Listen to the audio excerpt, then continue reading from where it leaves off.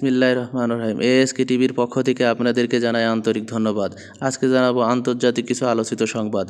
দীর্ঘ 11 বছর পর হারানো সন্তানকে ফিরে পেলেন এক মা। দীর্ঘ 11 বছর আগে সিরিয়ার ভয়াবহ বোমা হামলার শিকার হয় সাফওয়ানের পরিবার।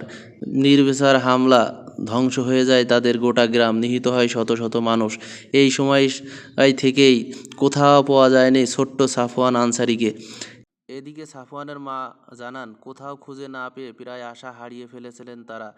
এদিকে প্রতিবেদনে উল্লেখ করা হয়েছে, হারিয়ে যাওয়ার পর বেশ কয়েকজনের হাত ঘুরে এক দম্পতির কাছে আশ্রয় পান এই শিশুটি। তারা নিজেদের সন্তানের মতোই বড় করছিলেন শিশুটিকে। চলতি রমজান মাসে ওমরা পালনে সৌদি আরবে যান সেই দম্পতি। ভাগ্যক্রমে একই সময়ে ওমরা পালন করতে যান শিশুটির জন্মদাত্রী মা। সেখানে হঠাৎ করেই তাদের দেখা হয়। সন্তানকে ফিরে পেয়ে যেন নতুন প্রাণ ফিরে পান তার মা। অবসান হয় এক যুগের অনশন। এদিকে প্রতিবেদনে আরও বলা হয় যে এটা একটি অলৌকিক ঘটনা। আল্লাহর প্রতি অগাধ ভালোবাসা ও বিশ্বাসের কারণে সন্তানকে ফিরে পেয়েছেন এই মা। বন্ধুরা, নতুন নতুন ভিডিও পেতে এই চ্যানেলটি সাবস্ক্রাইব করুন আর লাইক, শেয়ার, কমেন্ট করুন।